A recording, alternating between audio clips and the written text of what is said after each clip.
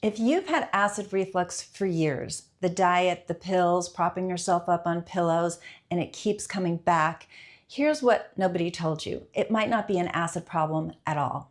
There's a number that gives it away. In people with the most serious reflux damage, 96% of them have the same hidden thing going on that almost nobody gets checked for.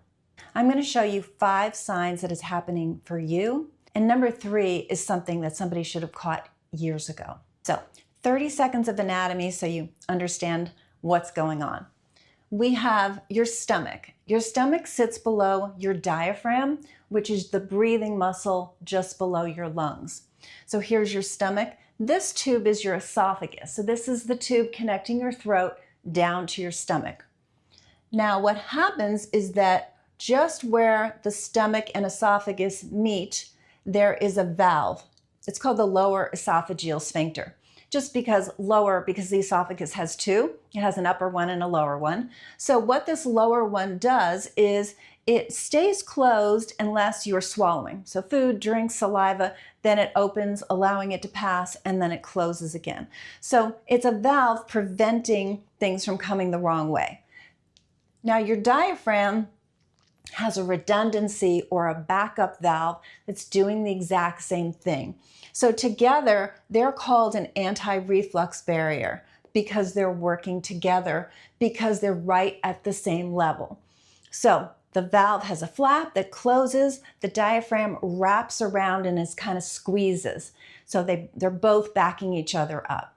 Now, with a hiatal hernia, what happens is a bit of your stomach has pushed above the diaphragm. So there's the diaphragm, instead of the entirety of the stomach being below it, a bit of it is pushed up. So when the stomach pushes up, obviously this valve moves up with it. It has to, that's where it's located.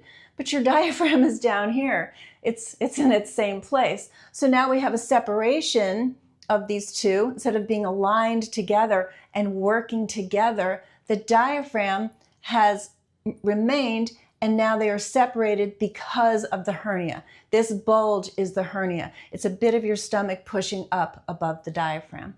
So that's where we run into trouble. So in a nutshell, the barrier didn't get weaker, it got pulled apart, and so it can't work as designed.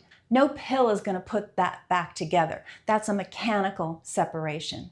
I want to review a set of numbers that really changed how I thought about acid reflux, and they are on the far side here on the right. So we have type of reflux and whether you have a hiatal hernia or not. So you can see with no reflux, there's still 20% of people are found to have a hiatal hernia. As soon as people have reflux, not any damage. So as reflux goes on longer and longer, there's damage that occurs to the esophagus from the acid because the esophagus should not be bathed in acid. But with reflux and no damage, now our hiatal hernia incidence has gone up to 30%. So continuing, when the esophagus now has inflammation, it's got some damage. So obviously the person has reflux, that's what's causing the damage and inflammation to the esophagus.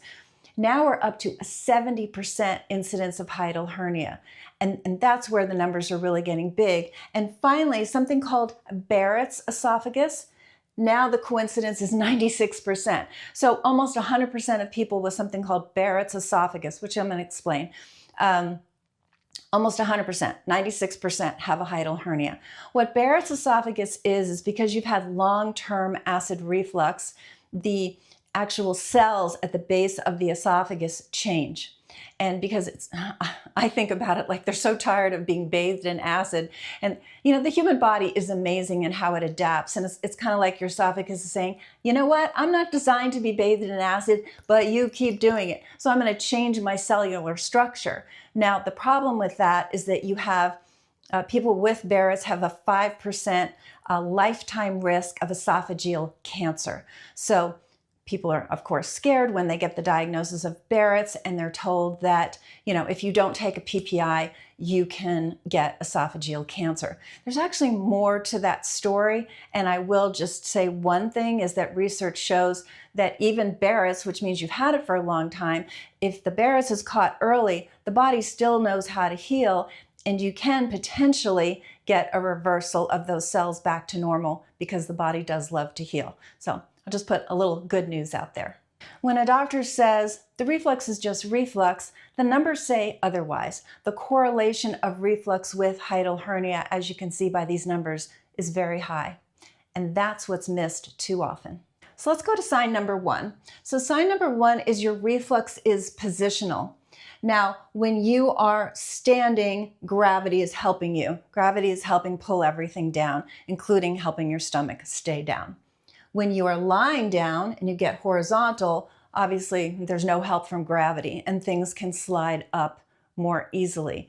Now, if you're also somebody who notices that you can't fold, you can't fold in half to, bend over and pick up something off the floor, like you fold over, or you're folding over to tie your shoe. If you've already associated that with, no, I can't do that. And I hear that from patients all the time. It's like, if I fold, then I'll get some reflux, or I'll get some regurgitation, or I might feel lightheaded, or I might feel a little anxious, or even heart palpitations, which are some secondary symptoms of hiatal hernia.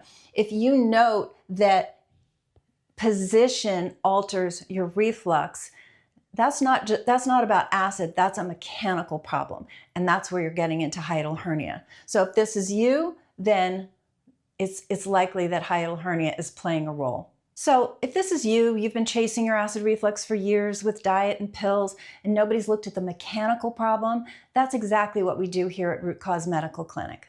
We work with patients across the country through telemedicine. So no matter where you're watching this from, we can help. Let's get on to the next one. So sign number 2 is it's not just burning, it's coming up. Meaning sometimes when you burp, it's not just a bitter or an acidy taste, it's food coming up. You're actually regurgitating. You get a mouthful of something sour or bitter when you bend over or lie down. You burp and something arrives with it. That's called regurgitation, and it's very different from just heartburn. And notice the word bitter, because that means it's not just acid, but actually bile is coming up as well. And bile is not even supposed to be in your stomach, let alone your esophagus. Bile is supposed to be secreted into your small intestine and then move its way down. So this is bile getting into your stomach and then going further up into your esophagus. And that's that bitter taste. So heartburn is about acidity. It's that acid touching the lining of your esophagus and causing the burn because your esophagus is not designed to be bathed in acid. Regurgitation is about volume. It's about food and liquid, acid, bile coming up past a barrier that should have prevented it. So think about what an acid blocker does. It reduces acid, doesn't tighten the valve, it doesn't move your stomach back where it belongs, and it doesn't put that anti-reflux barrier back together again. So what this means is if you are experiencing that regurgitation, there's no pill that's going to fix that. It can make what's coming up less acidic, but it's not going to stop it from coming up. If your main complaint is regurgitation rather than burning, that's a mechanical problem, and at the root of that is likely a hiatal hernia. Let's go on to number 3. So acid blockers were never going to fix this. What I'm talking about is this is you, is that you got on the acid blocker, it helps some but not completely. Maybe then you were told to double the dose. I hear that a lot of times from patients, and they double the dose. Same thing, the symptoms are a little bit better, but it's not gone. You're not unusual. You're not the odd duck. This happens in anywhere from 30 to 40% of the time. So remember the bile. A lot of you can be on the right dose to suppress the acid, but suppressing acid is not going to do anything to affect bile. And bile is very alkaline, so it's on the other end of the pH spectrum. But it's still very caustic. It's just that an antacid is not going to do anything to it. So that irritation and damage is going to continue despite you taking the PPI you were prescribed. So I want to be straightforward about this. If you're taking an antacid like a PPI and it's not completely working for you, I'm not saying that automatically it's a hiatal hernia, but it's something that should be investigated. And what you should know, the problem is not that your stomach is making too much acid, because those proton pump inhibitors diminish acid anywhere from 80% plus. And if you're still symptomatic, the problem is not acid. So this is the point where somebody should have asked the next question. You're on the proton pump inhibitor, you're taking it, you're still having symptoms.